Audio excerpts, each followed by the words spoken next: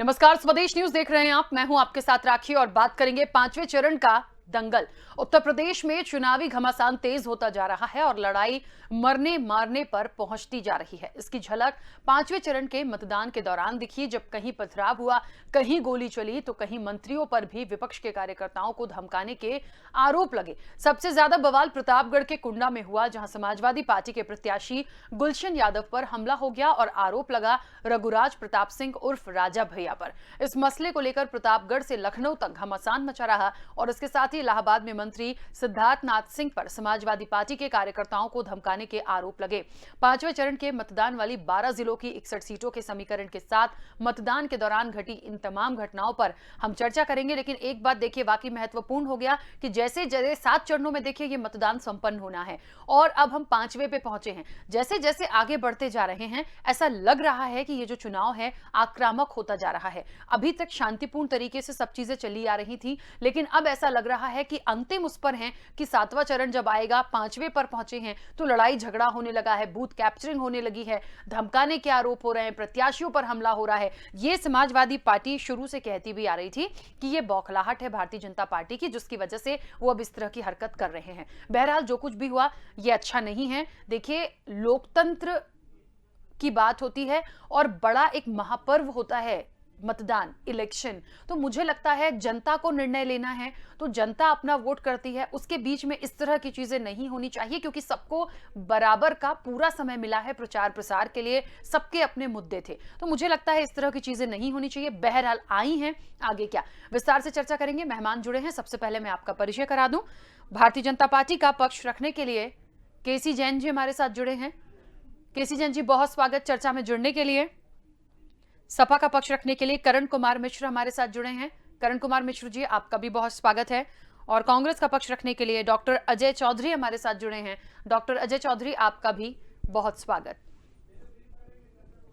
देखिए, मैं इस चर्चा को आगे बढ़ाऊं, लेकिन एक बार फिर से आपको बता दें कि पांचवें चरण की कुछ वीआईपी सीटें हैं। रायबरेली की हम बात करें या हम अमेठी चले जाएं या हम अयोध्या की बात कर लें, चित्रकूट की बात कर लें, मुझे लगता है इस बार की जो इलेक्शन है, इस इलेक्शन में बहुत सारे लोगों की जो प्रतिष्ठा है वो दांव पर लगी है, क्योंकि इस पूरे पांचवें चरण में जो सीटें हैं उनमें से राम मंदिर मसले की भी परीक्षा हो जाएगी। अयोध्या से लेकर अमेठी तक वोट पड़े हैं। सोनिया और राहुल की प्रतिष्ठा कहीं ना कहीं दांव पर लगी है। प्रयागराज पश्चिम की बात कर लीजिए, बहुत सारी चीजें ऐसी हैं। प्रतापगढ़ का अभी मैंने जैसा कि पहले ही जिक्र किया कि यहाँ से तो निश्चित तौर पर जो राजा भैया हैं उन पर सीधा सीधा आरोप लगा है कि उन्होंने समाजवादी पार्टी के जो प्रत्याशी हैं उन पर हमला कराया।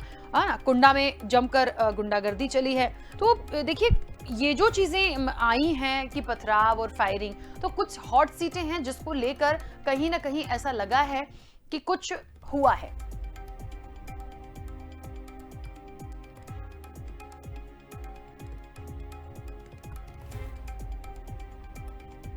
आप देख सकते हैं कुछ वीआईपी चेहरे भी हैं इन सीटों पर। गुलशन यादव की बात करें, कुंडा से सपा प्रत्याशी, इन पर हमला हुआ है। जैसा कि मैंने पहले बताया, तनुज पुनिया है जैतपुर, कांग्रेस से प्रत्याशी। ये पांचवें चरण के कुछ वीआईपी चेहरे हैं जिसके बारे में हम आपको बता रहे हैं। रघुराज प्रताप सिंह उर्फ राजा भैया, जनसत्ता दल कुंडा, और इन्हीं पर आरोप था कि इन्होंने समाजवादी पार्टी के प्रत्याशी पर हमला कराया। 61 विधानसभा सीटें हैं जिस पर वोट पड़े हैं। पांचवें चरण में करीब 61 विधानसभा सीट हैं जिसके लिए वोट डाले गए हैं। 2017 के परिणामों की यदि बात करें तो आप देख सकते हैं बीजेपी को 50 सीटें मिली थी, कांग्रेस 1 थी, सपा 5 थी, अन्य दल के पास गए थे, बसपा को कुछ भी नहीं मिला था। तो एक अच्छा 2017 का परिणाम था और उसी की बदौलत हमने भारतीय जनता पार्टी की सरकार बनते हुए भी देखा। लेकिन इस बार क्या होगा? क्या ये 50 बरकरार रहेगा? क्या ये आंकड़ा बढ़ेगा या फिर और माइनस में जाएगा और जो दूसरे दल हैं उनकी सीटें बढ़ेंगी?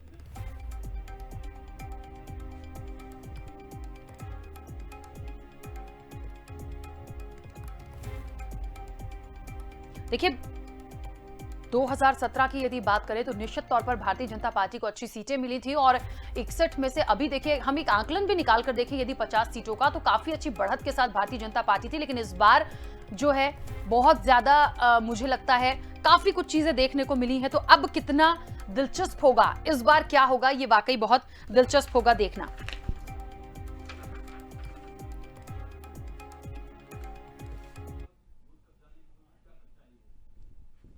चलिए, हमारे साथ कई मेहमान जुड़े हुए हैं। मैं चर्चा की शुरुआत सबसे पहले करण कुमार मिश्र से करूंगी। करण जी, क्या मुझे सुन पा रहे हैं आप?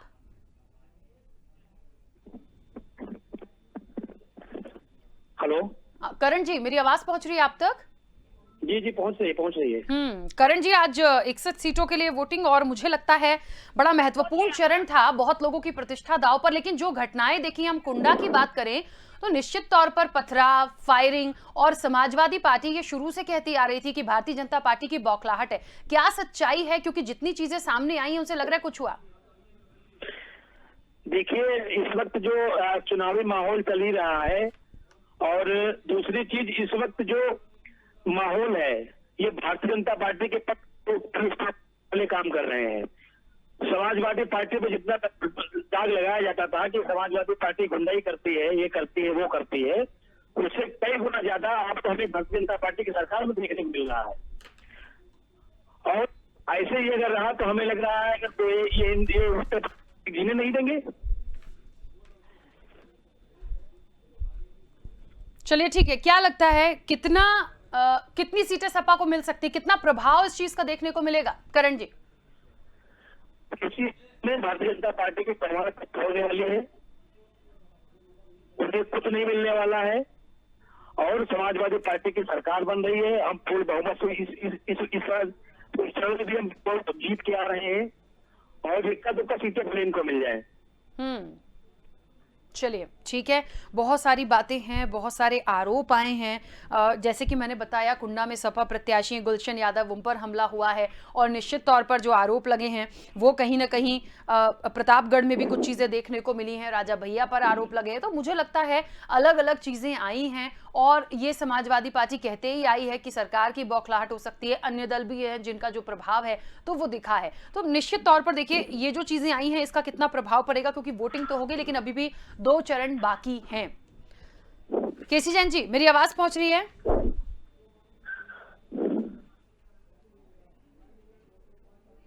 चलिए, मुझे लगता है सिर्फ करण जी से ही हमें अपनी चर्चा आगे रखनी होगी।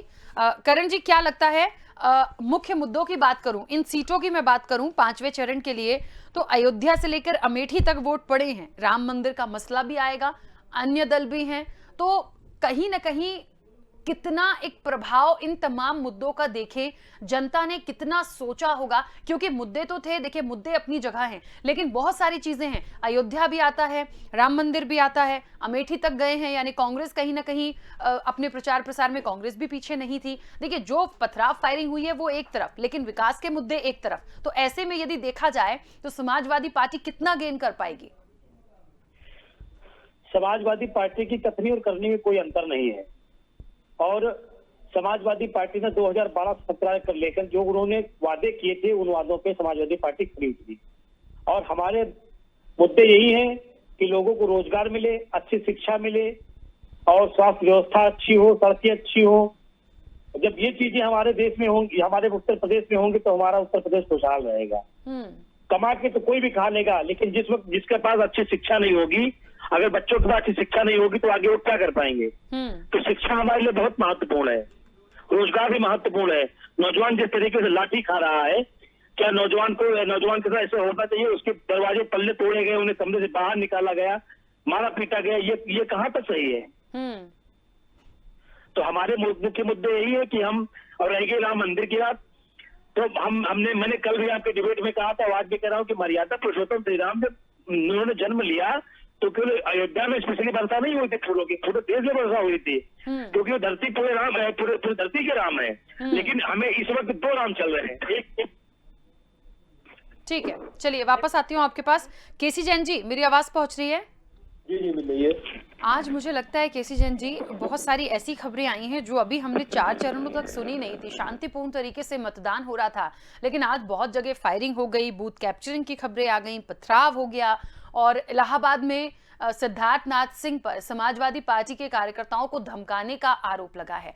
तो कहीं ना कहीं समाजवादी पार्टी ये कह रही है या ये घटनाएं उस चीज पर एक सबूत दे रही हैं उसका कि क्या भारतीय जनता पार्टी की बौखलाहट है कि ये तमाम चीजें करनी और करानी पड़ रही हैं?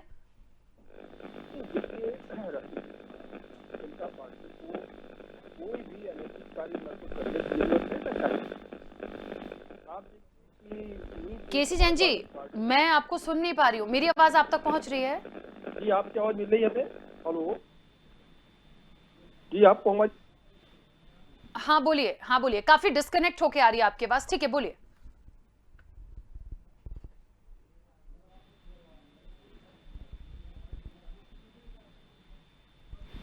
ठीक है केसी जैन जी, मैं आपको नहीं सुन पा रही हूँ। यदि मेरी आवाज आ रही हो तो प्लीज मैं वापस आती हूँ आपके पास। मुझे लगता है कुछ नेटवर्क इशू या टेक्निकल कुछ प्रॉब्लम है। ठीक है, डॉक्टर अजय चौधरी हमारे साथ जुड़े हैं। चलिए ठीक है, सिर्फ हमारे साथ करण जी हैं। करण जी, हालांकि क्योंकि केसी जैन जी से बहुत महत्वपूर्ण सवाल था बट वो उनको हम सुन नहीं पा रहे हैं। ठीक है, हम उसको कुछ सॉर्ट आउट करते हैं। लेकिन अब महत्वपूर्ण यही हो गया है कि इन घटनाओं के बाद क्या एक्शन लिया जाएगा, क्योंकि मुझे लगता है अभी 2 चरणों के चुनाव अभी बचे हैं और जो आज घटनाक्रम हुए हैं इसके बाद समाजवादी पार्टी क्या स्टैंड लेगी? 5 साल चुनाव लड़ती है, सरकार में नहीं थी तब भी वो चुनाव लड़ रही थी, सरकार में रहेगी तब भी चुनाव लड़ेगी। हमारे देखिए, हमारा काम है हिंदू मुसलमान छात्र नौजवान किसान मजदूर सबको जोड़ना और सबको साथ लेके चलने का काम। और सरकार आने पे इस तरीके की गुंडागर्दी नहीं होगी। जिस तरीके से लोग दावे करते थे कि भारतीय जनता पार्टी की सरकार रहेगी तो हम ये करेंगे हम वो करेंगे, ना ही ये नौजवान को रोजगार मुहैया करा पाए, ना ही नौकरी दे पाए, और ना ही स्वास्थ्य विभाग अच्छा रहा, ना ही लॉ का अच्छा रहा। सारे मुद्दों पे भारतीय जनता पार्टी फेल है। और मुझे नहीं लग रहा है कि इनके प्रवक्ता ये चले गए थे, हमें लग रहा है दोबारा भाई साहब हमारी। अब ये कुछ बताएं कि 5 सालों में इन्होंने क्या किया। हमको 5 काम बता दो, मैं इनकी पार्टी में शामिल हो जाऊंगा। 5 काम बता दो मुझे जो उन्होंने कराए हो। ठीक है करण जी, 2017 के यदि हम परिणाम देखें तो भारतीय जनता पार्टी की 50 सीटें थी, समाजवादी पार्टी को सिर्फ 5 सीटें मिली थी। ये एक बड़ा डिफरेंस था। मानते हैं कि एक लंबा वक्त हो गया, 5-6 साल बहुत मैटर करते हैं। इस बार इस ग्राफ को कितना आप सोच रहे हैं कि उसके नजदीक पहुंचेंगे, उससे ऊपर पहुंचेंगे, क्योंकि ये आसान नहीं है? देखिए, ये एक महाभारत का युद्ध है। यहाँ पे एक तरफ कौरव है, एक तरफ पांडव है। कौरवों की सेना बहुत बड़ी थी और पांडवों के साथ 5 पांडव थे, एक उनके साथ सारथी था। तो यहाँ पे संक्रांत हो चुका है, अयोध्या से लेकर के काशी तक यहाँ संक्रांत हो चुका है और समाजवादी पार्टी की पूर्ण बहुमत सरकार बनने जा रही है। भारतीय जनता पार्टी वालों की जमानत जब्त होने जा रही है। ठीक है केसी जैन जी, क्या मुझे सुन पा रहे हैं आप? केसी जैन जी, आपकी आवाज? जी हाँ केसी जैन जी बोलिए कुछ, आपकी आवाज मुझ तक नहीं पहुंच रही है। हेलो जी, आपकी आवाज आ रही है? ठीक है केसी जैन जी, आप अपनी बात रखिएगा। मैंने प्रश्न पहले भी किया था लेकिन आपकी आवाज मुझ तक नहीं पहुंच रही थी। जी जी जी जी, देखिए राखी जी, पहली बात तो ये है कि आपने जो हमले पे चर्चा की, तो वास्तव में आप देखिए, चाहे करहल में हमला हुआ, चाहे सिद्धार्थ नाथ सिंह जी पर हमला हुआ, चाहे आप देखिए कि समाजवादी पार्टी और जिस प्रकार से प्रतापगढ़ में आज हिंसक घटनाएं दिखाई दी कि समाजवादी पार्टी और राजा भैया के बीच में, तो देखिए जिनका क्रियाकलाप लंबे समय से एक जैसा रहा है वो अपना क्रियाकलाप नहीं बदल रहे हैं। वो पार्टी का गठन करें या अलग पार्टी से बनाए या अलग प्रत्याशी हो। जिनके ऊपर आज हमला हुआ है गुलशन यादव के ऊपर, ये राजा भैया के भी बहुत खास रहे हैं और समाजवादी पार्टी के भी बहुत खास रहे हैं, समाजवादी पार्टी से प्रत्याशी हैं। तो कुल मिलाकर के देखिए, जिन लोगों का कार्य हिंसा करना रहा वो आज भी हिंसा कर रहे हैं। और दूसरी बात ये कि अगर कहीं पे हमला हो रहा है, इसका मतलब ये है कि सामने वाली पार्टी कहीं ना कहीं हार रही है, इसीलिए वो इस तरीके के कुकृत्य कर रही है। आप देखिए, अगर करहल में करहल में केसी जैन अगर जी, हमला इसका हुआ मतलब भारतीय जनता पार्टी के समाजवादी प्रत्याशी के पार्टी ऊपर, सही थी। इसका मतलब समाजवादी पार्टी के सही आरोप हैं कि जैसे मैंने कहा कि सिद्धार्थनाथ सिंह पर यदि समाजवादी पार्टी के कार्यकर्ताओं को धमकाने का आरोप है, आपके मंत्री हैं, तो आप ये खुद कह रहे हैं कि जो इस तरह का कुकृत्य कर रहा है मतलब वो बौखला रहा है, वो हार रहा है, मतलब सपा के सारे आरोप सही बैठते हैं। नहीं नहीं, देखिए मोती सिंह के बेटे ये ने भी यही अनर्गल किया। आरोप है, लेकिन मैं चर्चा कर रहा हूं दो बिंदुओं पे। एक तो ये कि जिस प्रकार से समाजवादी पार्टी के प्रत्याशी के ऊपर, गुलशन यादव के ऊपर आरोप लग रहा है कि राजा भैया ने हमला कराया। राजा भैया कह रहे हैं हमारे तमाम सारे कार्यकर्ताओं पे समाजवादी पार्टी के गुंडे, हमारे जो बूथ के पदाधिकारी उनके ऊपर ही हमला कर रहे हैं। इसी तरीके से आप करहल में देखिए जिस प्रकार से हमला हुआ भारतीय जनता पार्टी के प्रत्याशी एसपी सिंह बघेल के ऊपर। और दूसरी बात यह है कि समाजवादी पार्टी के अभी साथी ने एक बात कही कि आप 5 काम गिना दीजिए। अरे 5 क्या, हम आपको 500 काम गिनाएंगे, लेकिन आप काम पे चर्चा कहाँ करना चाह रहे हैं? हम तो आपको बता रहे हैं कि 50 लाख से ज्यादा हमने आवास दिए, हमने 15 करोड़ लोगों को मुफ्त राशन दिया, 33 से ज्यादा नए मेडिकल कॉलेज बन गए हैं, लेकिन आप इस पे चर्चा कहाँ करना चाह रहे हैं?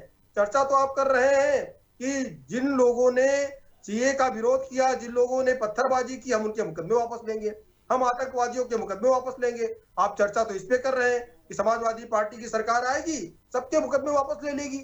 और आप चर्चा इस पे कर रहे हैं कि हमने धारा 370 हटाने का विरोध किया। आप चर्चा इस पे कर रहे हैं कि जिन्ना के जिन ले आते आप चर्चा में। तो आप वैक्सीनेशन के नाम पर आपने भ्रम फैलाया, आपके मुखिया ने, अखिलेश यादव जी ने, कि ये तो भारतीय जनता पार्टी की वैक्सीन है, जबकि आप लोग कहीं पर भी, जब ये महामारी आई, कहीं पर भी समाजवादी पार्टी के लोग नहीं दिखाई दिए।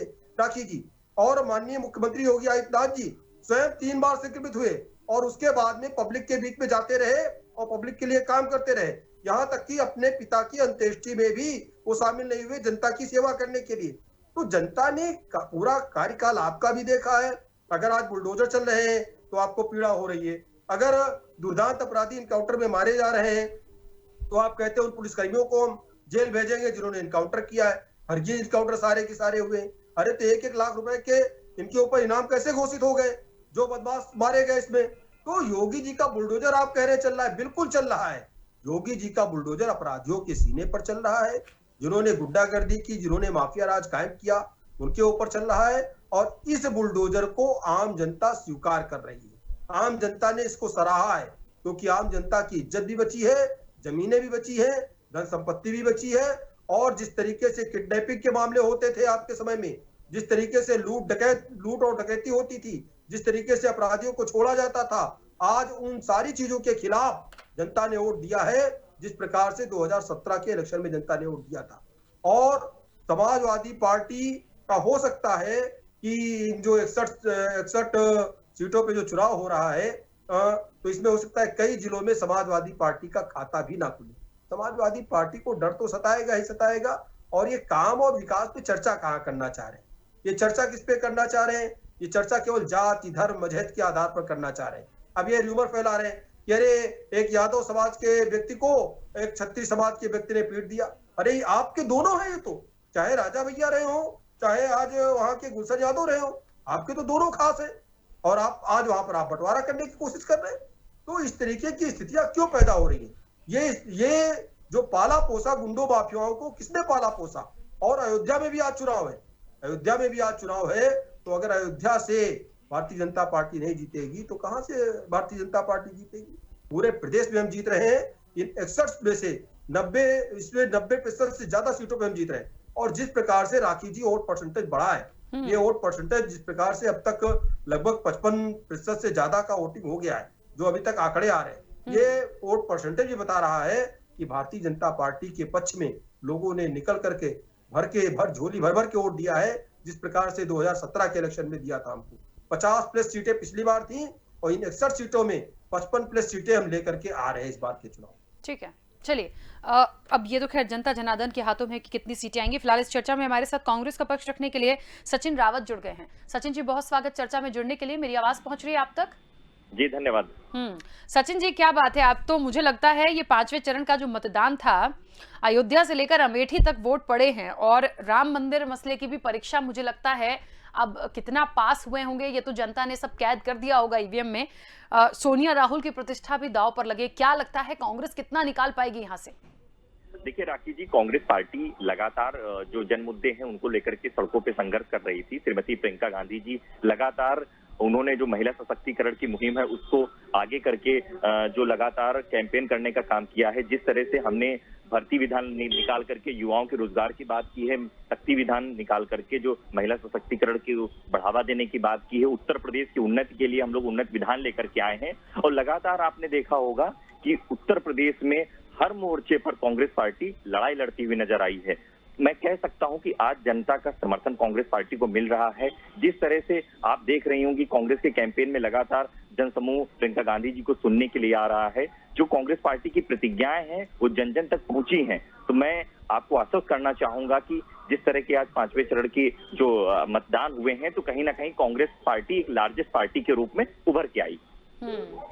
अच्छा, एक बात और आज कहीं ना कहीं सचिन जी, मतलब इस 5वें चरण में आते आज अमेठी में भी चुनाव है, खाता खुलेगा नहीं खुलेगा प्रदेश भर में कहीं पर? भारतीय जनता पार्टी का नहीं खुलने वाला है। और रहेगा हिंदू मुस्लिम की बात। ये देखिए, अहंकार रावण का भी नहीं हुआ, वही अहंकार आज भारतीय जनता पार्टी के नेताओं का हो गया है। जिस तरह से राम नाम के बात पर भारतीय जनता पार्टी ने सरकार बनाई, लेकिन उत्तर प्रदेश में नौजवानों को रोजगार के नाम पर सिर्फ लाठियां दी। उत्तर प्रदेश में दलितों के उत्पीड़न की घटनाएं सामने आई, महिलाओं के उत्पीड़न की घटनाएं सामने आई। आप जो है सिर्फ और सिर्फ बढ़ावा देने देखिए,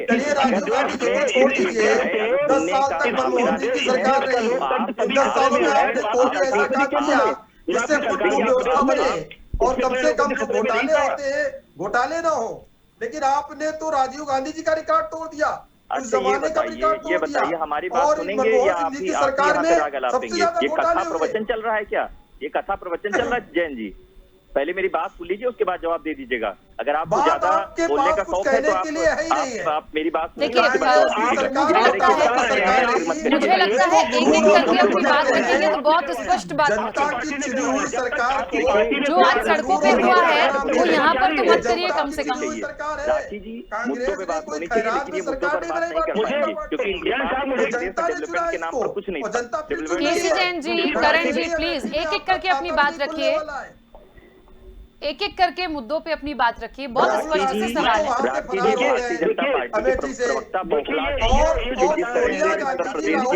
चुनाव में क्यों नहीं उतर रहे, इसका सबसे बड़ा कारण यही है क्योंकि चुनाव के बाद जिम्मेदारी लेनी पड़ेगी।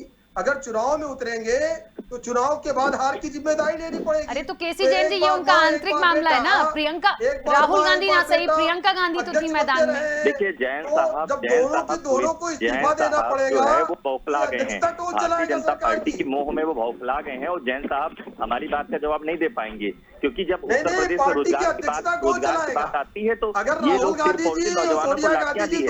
आप जो है कितना ध्रुवीकरण कर लीजिए, हिंदू मुसलमान कर लीजिए, अब उत्तर प्रदेश की खाता नहीं खुलेगा उत्तर प्रदेश में तो ये जिम्मेदारी किसकी होगी? जैन साहब, मैं तो खुद आपसे पूछ रहा हूँ, मैं तो खुद पूछ रहा हूँ कि आप एक मुद्दों पर बात कर लीजिए मुझसे, मैं राजनीति छोड़ दूंगा क्योंकि आपके पास मुद्दे नहीं है। आपने सिर्फ और सिर्फ उत्तर प्रदेश को गर्व में डाल दिया। भारतीय जनता पार्टी ने सिर्फ और सिर्फ उत्तर प्रदेश को ठगने का काम किया है, आपके पास कुछ नहीं है। अच्छा ये बताइए कितना रोजगार दे दिया आपने? मैं रोजगार की बात कर रहा हूं। ठीक है, देखिए मुझे लगता है पॉइंट टू पॉइंट कोई बात यदि आ रही है तो उसको सुन के प्लीज उसका जवाब भी दें, उस पर चर्चा करें। एक सवाल कर रहा हूँ, यहाँ जैन साहब बैठे, बस एक सवाल कर रहा हूँ।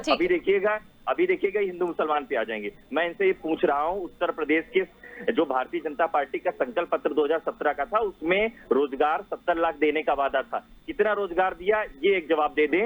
मैं जान जाऊंगा कि भारतीय जनता पार्टी के नेताओं की क्या हैसियत है। ठीक है, हाँ केसी जैन जी। देखिए जी राखी जी, देखिए हमने जितने वादे किए, हमने वादा जो किया था उसको हमने पूरा किया। वादों से ज्यादा उत्तर प्रदेश की सरकार ने देने का काम किया।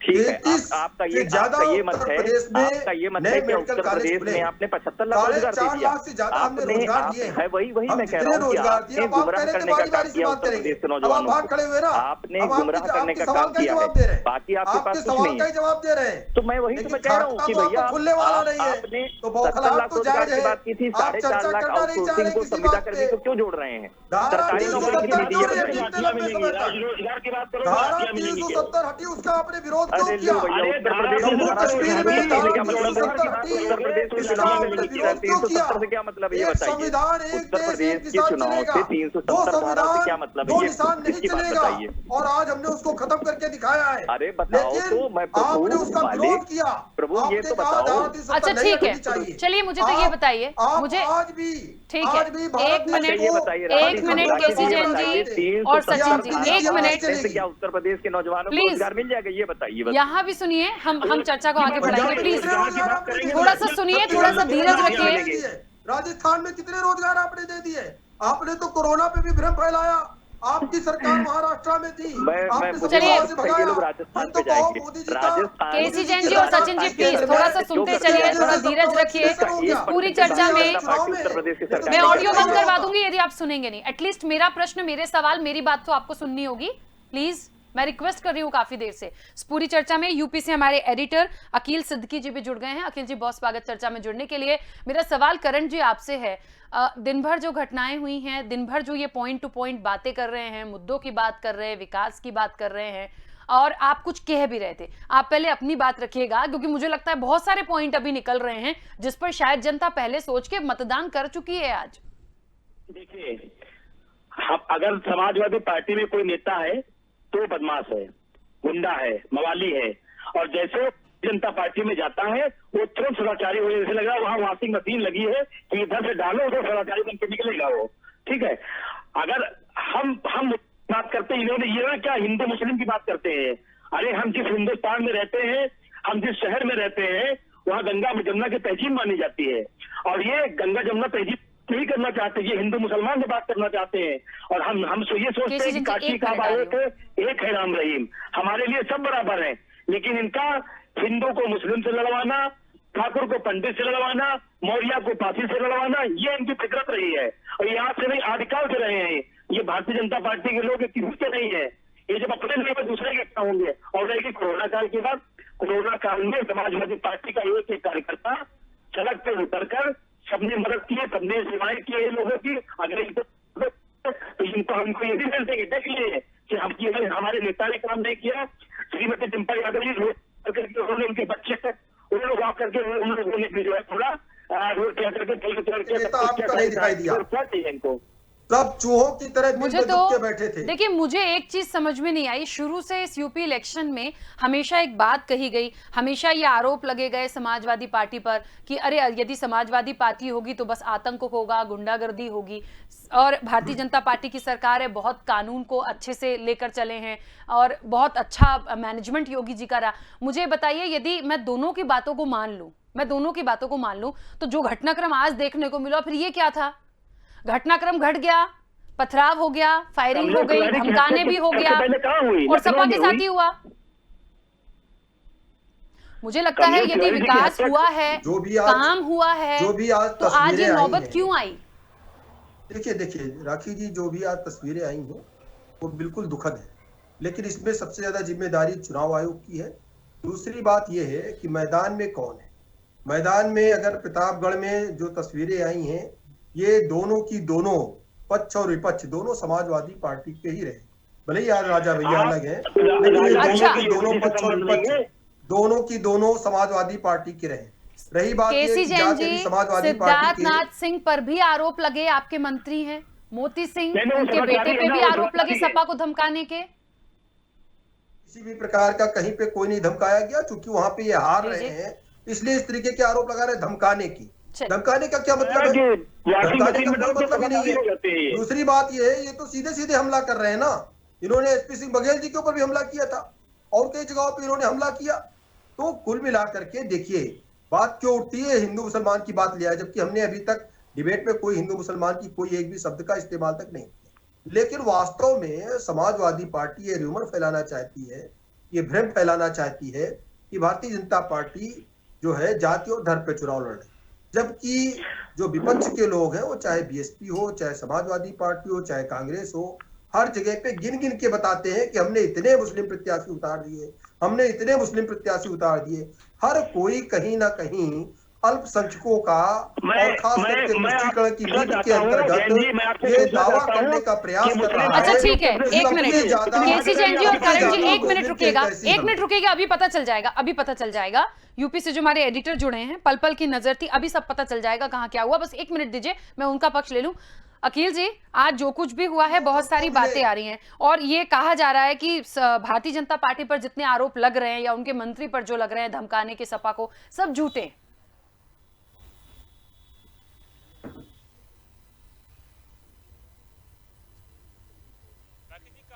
जो तस्वीर सामने आई है गोंडा में देखे सांसद ब्रिभूषण सिंह के बेटे सपा प्रत्याशी घटना हुई है, घटना हुई वहाँ पर पार्टी के ऊपर राजा उसके बाद देखिए प्रयागराज की घटना सामने आ रही है, अतीक अहमद के इलाके में जहाँ पर बताया जा रहा है करौली में, वहाँ पर साइकिल में बम विस्फोट हुआ है, वहाँ पर एक आदमी की मौत हुई है। ये कानून व्यवस्था की बात के बाद उसके बावजूद इतनी बड़ी घटनाएं सामने आ रही है। अभी चुनाव के आयोग को सख्ती से पालन नहीं कर रहे हैं, प्रशासन पे आरोप लगेगा। लेकिन तस्वीर इस बात की गवाही दे रही है कि अगर सख्ती से पालन नहीं कर रहे हैं प्रशासन पे आरोप लगेगा। लेकिन तस्वीर इस बात की गवाही दे रही है कि अगर भारतीय जनता पार्टी ने काम किया है तो साइलेंट उनको वोट मिलेगा। उसमें फिर मारपीट करने की क्या जरूरत, प्रत्याशियों पे फायरिंग करने की क्या जरूरत है, पथराव करने की क्या जरूरत है।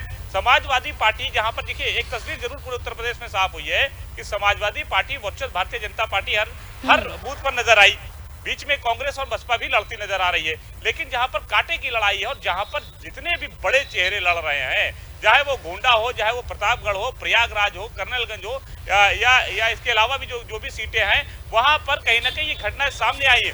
कहीं ना कहीं उनको डर सता रहा है कि हम हार रहे हैं। अगर वो हार रहे हैं तो इसी वजह से उनके समर्थक उनकी सहानुभूति के लिए किसी के काफिले पे हमला कर देना, किसी से मारपीट परिवार पे करना, गोंडा में जिस तरह घटना आई, गोली कांड कर देना, ये एक बात को जो स्पष्ट कर दे रहा है, कहीं ना कहीं डर बना हुआ है, यानी लड़ाई कांटे की है। हालांकि इस बार मतदाता में एक जागरूकता देखने को मिली कि वो साइलेंट वोट है, वो खुल भी नहीं रहे, लेकिन इस बात की तस्वीर जरूर उनको एहसास है प्रत्याशियों को कि वोट जा कहां रहा है, क्या माहौल बन रहा है, कौन सा क्योंकि देखिए विधानसभा सबसे बड़ा चुनाव होता है, तो विधानसभा में एक बार ये देखने को मिला है कोटेदार प्रधान, जिला पंचायत सदस्य, जिला पंचायत अध्यक्ष, बीडीसी, ये तमाम ऐसे जनप्रतिनिधि होते हैं, इनके पास वोट बैंक होता है प्रधानों के पास। वो किसके तरफ होते हैं? बड़े से बड़ा भी हमने गोंडा में भी देखा कि बहुत बड़े प्रधानों की मीटिंग की जा रही है, बीडीसी को उठाए जा रहे हैं, जिला पंचायत सदस्यों को किडनैप किया जा रहा है, तमाम लोगों को लेकर कहीं ना कहीं उस प्रत्याशी को जिताने की बात हो रही है।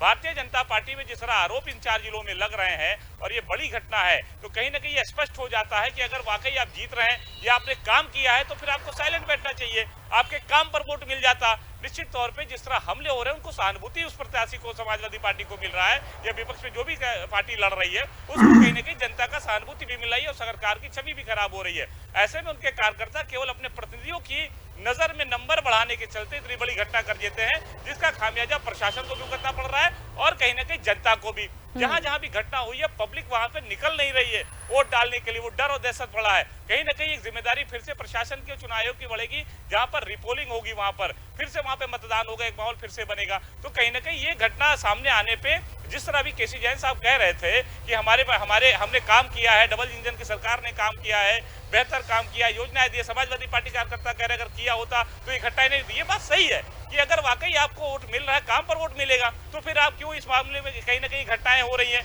दूसरी चीज बेरोजगारी, इसके अलावा छुट्टा जानवर, ये और तमाम जो राशन के मुद्दे जो बढ़े हैं, ये कहीं ना कहीं मुद्दा इस चुनाव में उठ रहा है। राष्ट्रवाद को लेकर निश्चित तौर पे जो माहौल बनाया गया वो विकास को लेकर नहीं है। मैं पूर्वांचल पश्चिमी यूपी से बुंदेलखंड आया, अवध में आया और आज भी मैं अयोध्या में हूँ और यहाँ पर जिस तरह के जो मुद्दे बन रहे हैं वो विकास के बात को लेकर वोटिंग हो ही नहीं रही है। कहीं ना कहीं जातवाद को समीकरण बैठ रहा है, छुट्टा जानवर, बेरोजगारी, तमाम प्रतिनिधि को चेहरे पे वोट, कौन सबसे ज्यादा मजबूत है, किसने हमारा काम किया, किसने नहीं किया, उस बात को लेकर वोटिंग हो रही। तो तस्वीर साफ है राखी जी। बिल्कुल ठीक है, अपनी बात रखिएगा, कुछ कह रहे थे केसी जैन जी। अयोध्या में है और उन्होंने ग्राउंड लेवल की पूरी रिपोर्ट दी है देखिए जहां पर भी घटनाएं हुई और इसके पहले चाहे करहल में हमला भारतीय जनता पार्टी के प्रत्याशी के ऊपर हुआ हो, या जो सूचनाएं आ रही है कि समाजवादी पार्टी के कुछ प्रत्याशियों पे कहीं कहीं पे हमले हुए, तो बिल्कुल ये शासन प्रशासन की जिम्मेदारी है। शासन प्रशासन उस जिम्मेदारी को बखूबी निभाएगा।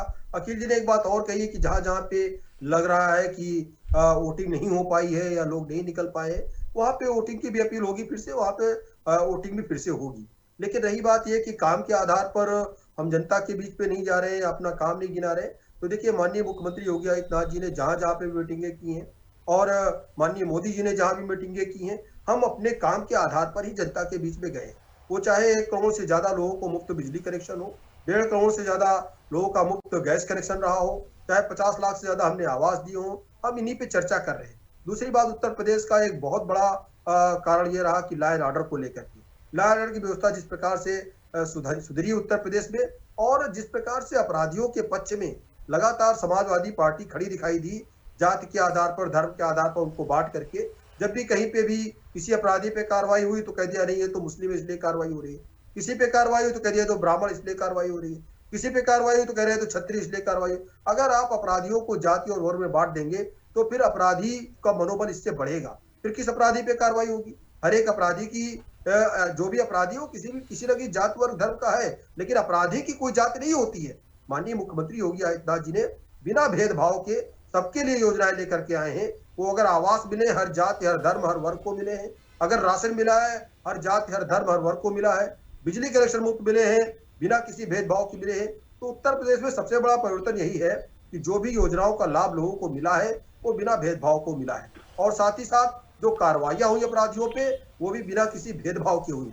इसके पहले उत्तर प्रदेश में जाति धर्म मजहब के आधार पर योजनाओं का भी लाभ मिलता था, कार्रवाई भी ये सारी चीजें देख करके होती थी, बल्कि कार्रवाई तो ना के बराबर होती थी, अपराधियों को पाला पोसा जाता था। आज जो प्रतापगढ़ में 2 लोगों के बीच में जिस प्रकार से झड़प हुई, जिस प्रकार से घटनाएं दिखाई दी, दोनों ही समाजवादी पार्टी के रहे पुराने।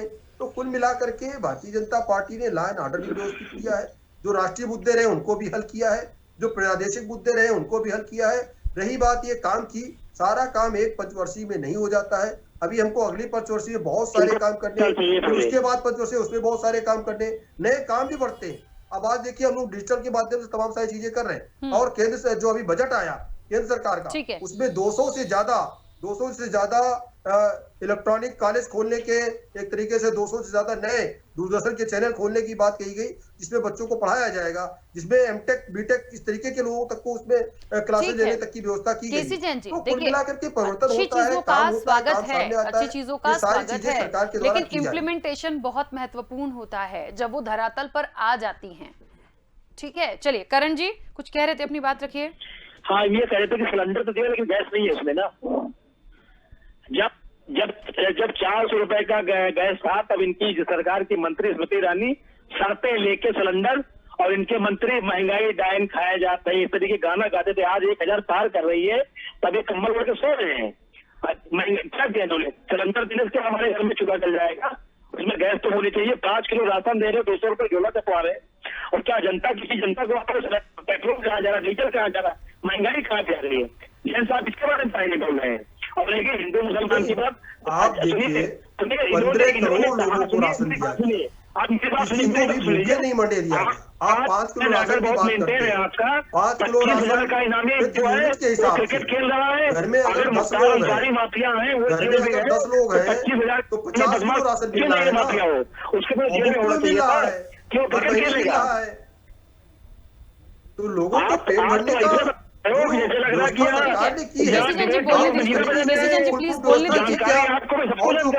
अगर बुलडोजर चल रहा है तो आप कह रहे हैं उसकी हम जांच कराएंगे, दिखाई देते हैं। सर ने घोषित कर दिया कि ये अपराधी है, ये माफिया है, वो क्रिकेट खेल रहे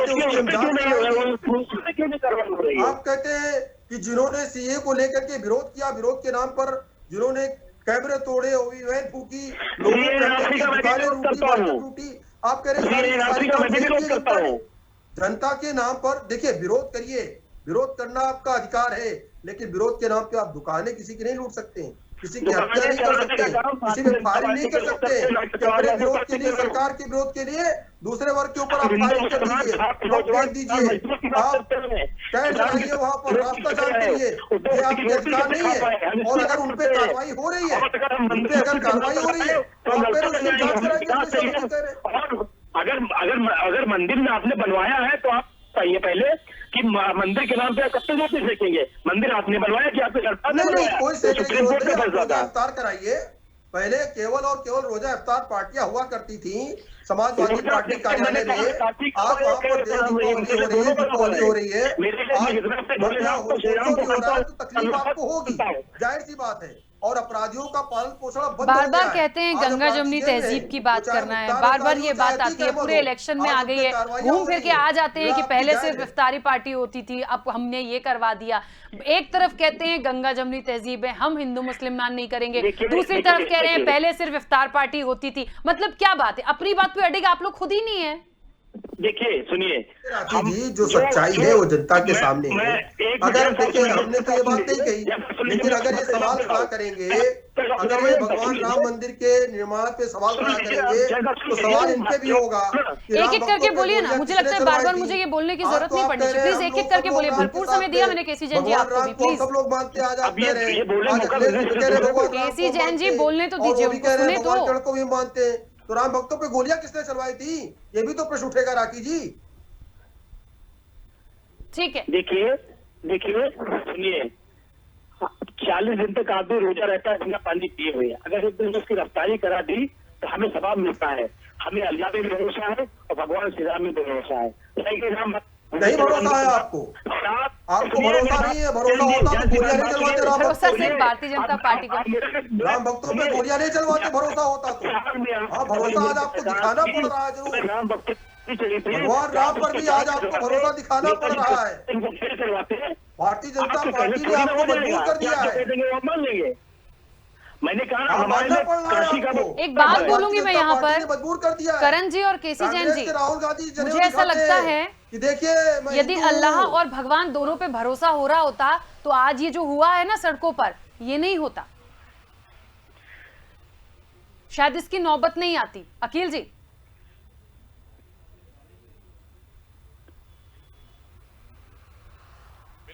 निश्चित तौर पे नौबत नहीं आती, लेकिन लोग देखिए, मैं पहले फिर से बात को बराबर कह रहा हूं कि विकास कहीं ना कहीं उत्तर प्रदेश में जब चुनाव आता है वो बड़ा दूर चला जाता है। हाँ। हमने जनता से भी बात की, वहां भी विकास का मुद्दा नहीं रहता कि हुआ ही नहीं, हुआ है तो बहुत हुआ, लेकिन जब वोटिंग होने लगती है तो कहीं ना कहीं जाति समीकरण पे आता है, चेहरे पे चुनाव होने लगता है। किसने दंगा कराया था, किसने कौन सी घटना कराई, किसने कारसेवकों पे गोली चलवाई, किसने मस्जिद बनवाई, किसने मंदिर बनवाई, उसी पर यानी पूरी तरीके से रूपरेखा उत्तर प्रदेश के चुनाव। अब देखिए 5वां चरण संपन्न हो रहा है और चुनाव में क्या हो रहा है, हिंसा हो रही है। निश्चित तौर पे पूरी तरीके से चुनाव हिंदू मुसलमान के चेहरे पे चुनाव लड़ा जाता है, नाम पर चुनाव होने लगता है, विकास का मुद्दा गायब हो जाता है। तो ऐसे में बड़े बड़े दावे हर पार्टी के दल, चाहे वो भारतीय जनता पार्टी हो, समाजवादी पार्टी हो, कांग्रेस हो या बसपा हो, बात कहीं ना कहीं विकास को लेकर करती है, लेकिन जब चुनाव आता है तो वो पलट जाती है। गंगा जमुनी तहजीब की बात करते हैं स्क्रीन पे बैठ के, उसके बाद जब चुनाव मतदान होता है उसके बाद आप खुद देख लीजिए कि सामने क्या है। तो निश्चित तौर पे जहां पर वाकई जेन्युइन मुद्दे, जो जमीन से जुड़े मुद्दे हैं, हमने जितने भी गांव में गया हूं, जितने शहर में गया हूं, वहां पर वाकई अभी भी काम बहुत ज्यादा बाकी है हर जिलों में। यानी जो जमीनी मुद्दे लोगों को, चाहे रोजगार का हो, चाहे गांव के अंदर सड़कें, हाईवे बनने से कहीं ना कहीं आसानी, एक शहर से दूसरे शहर और दूसरे शहर से राजधानी जाने में आसान होती है, लेकिन एक गांव से दूसरे गांव, दूसरे पुरवा से दूसरे पुरवा जाने में कहीं ना कहीं अभी भी उन सभी गांव वासियों को दिक्कतों का सामना करना पड़ रहा है। बहुत से ऐसे जैसे भारतीय जनता पार्टी के लोग मुझे मनकापुर में मिले जो कि भारतीय जनता पार्टी के समर्थक रहे, और उनका कहना था भैया केवल गाँव में केवल रोड सड़कों पर मेन बना दिया गया है, गांव में हालत आज भी बदतर बनी हुई है, हमें आने के लिए गड्ढों से निकल के आना पड़ता है। अगर हम अपने बच्चों को पढ़ाने ले जाना हो तो हमें किसी तरह गड्ढे और नाले से निकल के जाना पड़ता है। रोड अभी भी नहीं बनी है। स्वास्थ्य सेवा, अगर कोई घटना हो जाए तो हम वहां से केवल मुख्यालय पे आने में हमें दिक्कतों का सामना करना पड़ रहा है। तो इस बात को लेकर अभी भी हमारी कई तस्वीर हमने साफ खुद ही की थी।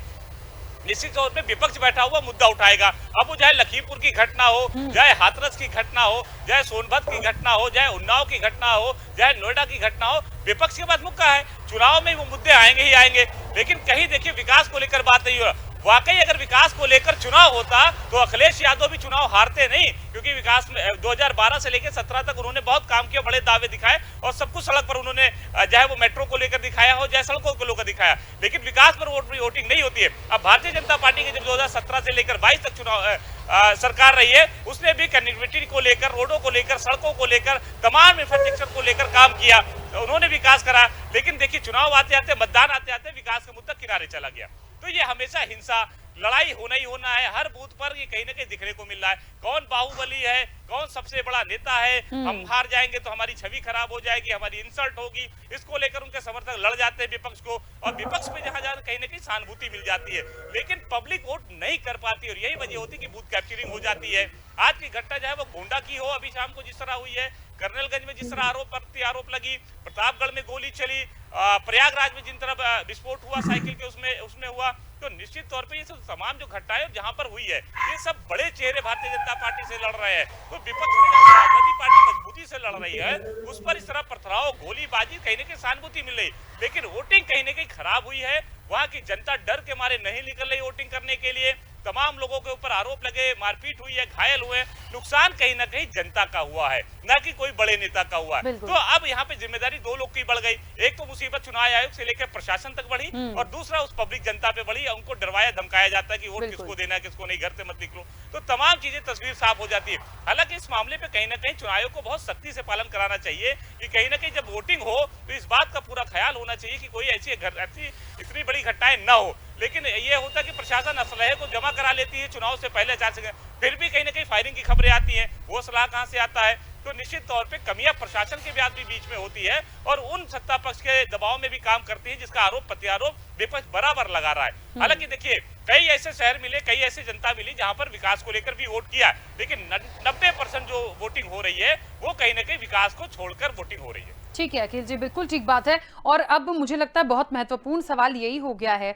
कि देखिए यदि चुनाव आयोग तक शिकायत भी पहुंची है, जिन पर हमला हुआ, जिन पर फायरिंग हुई, जिन पर आरोप लगे, ये यदि मतदान प्रभावित हुआ है या प्रॉपर वोटिंग नहीं हो पाई है, और यदि नौबत आती है कि दोबारा से रीपोलिंग हो, तमाम चीजें हों, तब भी क्या ये घटनाएं होंगी, नहीं होंगी, प्रॉपर तरीके से हो जाएगा, ये बहुत बड़े सवाल हैं। इसीलिए मैंने कहा था कि यदि विकास किया है, यदि काम किया है, खूब सारा प्रचार करने को मिला, खूब सारा बखान करने को मिला, खूब सारी चीजें करने को मिली हैं, फिर ये स्थितियां क्यों आती हैं? ये अच्छी बात नहीं है। चाहे भारतीय जनता पार्टी हो, चाहे समाजवादी पार्टी हो या अन्य दल हो, इस तरह से चीजें करने से ये बिल्कुल सही बात है कि जहां विस्फोट हुआ, जहां फायरिंग हुई, जहां पथराव हुआ, भाई कौन घायल हुआ? आपने प्रत्याशी को टारगेट किया, ठीक है, लेकिन उसके आसपास जो लोग थे, वो आम जनता जो वोटिंग के लिए थी, वो तो निश्चित तौर पर थोड़ा सा सोच समझ कर करें, नहीं तो ऐसे तो कुछ भी नहीं हो पाएगा कभी भी।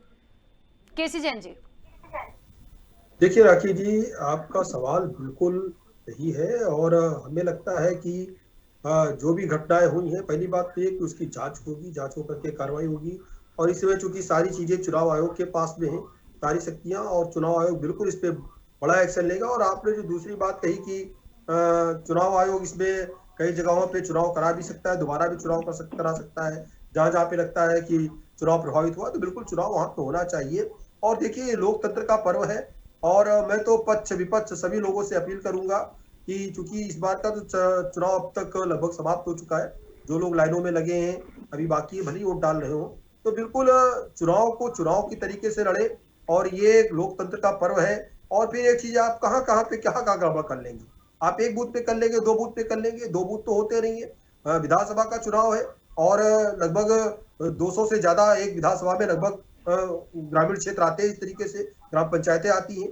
तो ऐसे में जहां 4 लाख 5 लाख वोटर है, वहां पे अगर इस तरीके की गड़बड़ियां होती हैं, तो बिल्कुल जो लोग साफ सुथरा चुनाव चाहते हैं, उनके अंदर एक भ्रम पैदा होता है, उनके अंदर एक शंका पैदा होती है कि फला पार्टी का व्यक्ति इस तरीके से जबरन चुनाव जीत ले रहा है, फिर हमारे वोट डालने से फायदा क्या है? एक तरफ हम लोग प्रयास करते हैं कि ज्यादा से ज्यादा वोटिंग हो, साफ सुथरा चुनाव हो, फिर कहीं पर भी अगर छुटपुट घटनाएं इस तरीके से होती हैं, तो आम जनता जो है उसका मन कहीं ना कहीं इस तरफ प्रभावित होता है कि हमारे वोट डालने न डालने से क्या होगा, लोग तो अपने गुंडाई के बल पे चुनाव जीत लेंगे। और इसी चीज को समाप्त करने का काम भारतीय जनता पार्टी की सरकार ने पिछले 5 साल में किया है। ये जरूर है कि यहाँ पे जो 2-4 जगहों की घटनाएं सामने आई हैं, ये बिल्कुल शर्मसार करती हैं, गलत घटनाएं हैं, और इन पे चाहे जिस पार्टी का व्यक्ति है, जिसने भी किया है, जो भी इसमें शामिल है, उस पर बड़ा एक्शन होना चाहिए।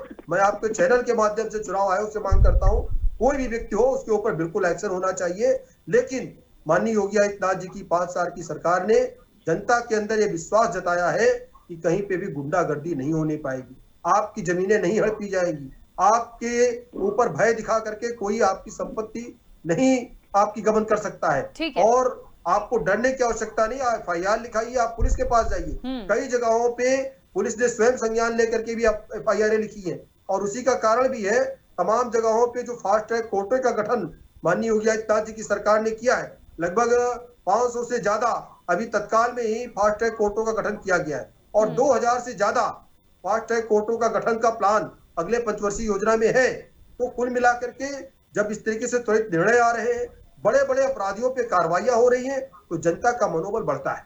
वो चाहे जिस पार्टी का गुंडा हो, माफिया हो, जब उसके ऊपर बुलडोजर देखिए, मुझे लगता है आज इस जगह पे जो भी बातें की जा रही हैं ठीक है, लेकिन जो घटनाक्रम हुआ है वो अच्छा नहीं था। अब हम कितने ही कानून प्रशासन की बात कर लें कि सख्ती है और नहीं होगी कोई घटनाएं या कोई क्राइम कभी नहीं होगा, उस पर हमने नकेल कसी है। जो घटना था आज घट गया, अब आगे ना हो, बस इसके लिए मुझे लगता है सब ध्यान दे तो बेहतर होगा। करण जी अपनी बात रखिएगा। देखिए, इन्होंने लॉ एंड ऑर्डर की बात की कि हमारी सरकार में लॉ एंड ऑर्डर मेंटेन था। मैं इनसे ये कहता हूँ कि भारतीय जनता पार्टी के राष्ट्रीय उपाध्यक्ष आदरणीय रेखा वर्मा जी के क्षेत्र में महिला की साड़ी खींची गई थी प्रमुखी चुनाव के टाइम। वो ब्लॉक जो है रेखा वर्मा जी के क्षेत्र में ही आता है। ये लॉ एंड ऑर्डर की बात कर रहे हैं।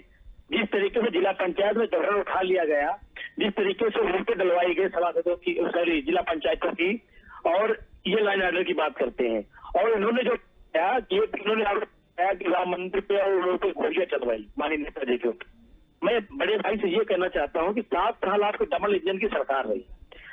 आदरणीय नेताजी अगर दोषी थे तो आप उनकी जो है जांच कराते, दोषी थे तो उन्हें जेल होती। और तीसरी, मुख्तार अंसारी को लोग बताते गुंडा माफिया बदमाश, ये वो तो ठीक है, गुंडा माफिया बदमाश मुख्तार अंसारी है तो 25,000 का इनामी बदमाश क्या कर रहा है? वो क्रिकेट खेल रहा, क्या वो गुंडा माफिया बदमाश नहीं है? मतलब वो मंजीरा बजा रहा है? मतलब इस तरीके से बात करेंगे। मैंने फिर वही बात की, मतलब जब समाजवादी पार्टी में है तब तक वो बदमाश है, माफिया है, और जैसे ही उसने भारतीय जनता पार्टी ज्वाइन की वो तुरंत जो है सदाचारी हो जाता है, तुरंत सदाचारी हो जाता है। कार्यकर्ता अपराधियों के पक्ष में क्यों दिखाई देता है? आप मुख्तार अंसारी की तुलना किसी दूसरे अपराधी से क्यों कर रहे हैं? और आप कह रहे वो अपराधी है, वो अपराधी नहीं है। अरे ये लॉ एंड ऑर्डर का विषय है, ये शासन प्रशासन कोर्ट तय करेगा या अखिलेश यादव जी तय कर लेंगे किसको छोड़ना है, किसको नहीं छोड़ना है, किसको छोड़ना है, किसको नहीं छोड़ना है। उसमें FIR आ चुकी है, मालूम है आपको। आप जिस केस की बात कर रहे हैं, मैं आपको बता दूं, सारा पेपर में आया, मीडिया में, कुछ पढ़ा करिए, जानकारी रखा करिए। धनंजय सिंह की जिस घटना की बात कर रहे हैं उसमें FIR आ गई है, उसमें उनके ऊपर सिर्फ आरोप लगा था, उनके ऊपर सिर्फ एक आरोप लगा था और उसमें FIR आ गई। आपको पता होना चाहिए वो कोई इनामी बदमाश नहीं है, कोई उनके ऊपर कोई किसी भी तरीके का कोई उनके ऊपर इनाम घोषित नहीं है। और जो मामले हैं उनके खिलाफ उसमें वो बेल पर है, उसमें वो बेल पे क्या जेल से भागे हुए क्या? जेल से कूद के भागे हैं क्या? नहीं, जेल से कूद के भागे हैं क्या? आप सबको जानते हैं, आप सबको जेल से कूद के भागे हैं क्या? आप अगर साफ बोलेंगे तो आपकी सरकार। और मुख्तार अंसारी से बड़ा प्रेम है भाई। समाजवादी पार्टी को अतीक अहमद और मुख्तार अंसारी जैसे माफियाओं से क्या कारण है? बड़ा प्रेम छलकता है आपका, बहुत प्रेम छलकता है मुख्तार अंसारी और अतीक अहमद से। आप जाति और धर्म देखते हैं कि फला जाति और धर्म का अपराधी है। जात क्या होती है? अपराधी की कोई जात नहीं होती, अपराधी अपराधी होता है। फिर क्यों मुख्तार अंसारी अतीक अहमद के पक्ष में खड़े होते हैं? इसलिए क्योंकि मुसलमान है, कहीं मुसलमान वोट ना मेरे पास ही चला जाए, आपको ये डर लगता है? मुसलमान करने लगे, मतलब मुझे लगता है कि आपको कोई बात ही नहीं है या बात ही खत्म हो गई। आपको राष्ट्रवाद से दिक्कत है, आप कहते हैं आप राष्ट्रवाद ले आते हैं। अरे राष्ट्रवादी होना कोई अपराध है क्या? आप भी राष्ट्रवादी बनिए। आप क्यों राम भक्तों पे गोलियां चलवा देते हैं? राम भक्तों पे गोलियां क्यों चलवा देते हैं भाई? राम भक्तों मुझे में लगता है मुझे गिनती के देते कुछ हैं। पॉइंट्स हैं जो पक्ष विपक्ष को बोलने हैं, इसके अलावा शायद बोलने के लिए कुछ भी नहीं है। बहरहाल जो कुछ भी हो, 2 चरणों के मतदान बचे हैं, ठीक है। 5वें चरण जो देखने को मिला आक्रामक रूप में दिखा, 4 तक बहुत अच्छा था, 7वें तक पता नहीं क्या होगा, लेकिन निश्चित तौर पर मुझे लगता है आगे के 2 चरणों के लिए चाहे चुनाव आयोग हो, चाहे राजनीतिक दल खुद हो, चाहे कानून व्यवस्था हो, प्रशासन हो, इनको थोड़ा सतर्कता बरतनी होगी, क्योंकि आज जो चीजें हुई हैं वो दोबारा ना हो। कम से कम मैं तो इस बात की गारंटी बिल्कुल नहीं ले सकती। अखिल जी, आपको लगता है कि आने वाले 2 चरणों में हम ऐसा कुछ नहीं देखेंगे या इससे कोई सबक लिया जाएगा?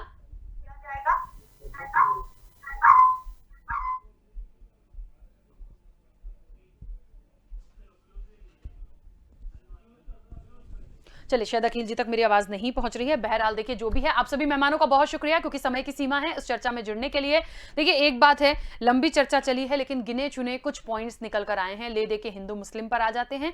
एक बात साफ हो गई, शुरुआत होती है विकास से, और जब विकास की बात से शुरू होते हैं, लेकिन जब अंत तक मतदान की बारी आती है तो वो कन्वर्ट हो जाता है जातिगत समीकरणों पर। यह देखा जाता है कि किसका वोट बैंक किसकी जात का है, किसका वोट बैंक किसकी जात का है, फिर सारे क्रिमिनल रिकॉर्ड्स निकलते हैं, फिर उसके बाद फायरिंग होने लगती है, बूथ कैप्चरिंग होने लगती है। ये सब क्यों? लोकतंत्र है, जनता को क्यों भ्रमित कर रहे हैं? उन्हें क्यों डरा रहे हैं आप? उन्हें वोट डालने दीजिए ना, उन्हें चुनने का अधिकार है, उन्हें चुनने दीजिए। आप उनके साथ ये तमाम चीजें नहीं कर सकती। बहरहाल, जो बात मैंने पहले कही थी, मैं फिर से बोलूंगी कि आने वाले जो 2 चरण बचे हैं, क्या आज के घटनाक्रम से ये वाकई में हम उम्मीद करें कि नहीं होगा, सतर्कता बरती जाएगी? बड़ा सवाल है, क्योंकि थोड़ा सा मुश्किल लगता है। फिलहाल चर्चा में इतना ही, दीजिए इजाजत, नमस्कार।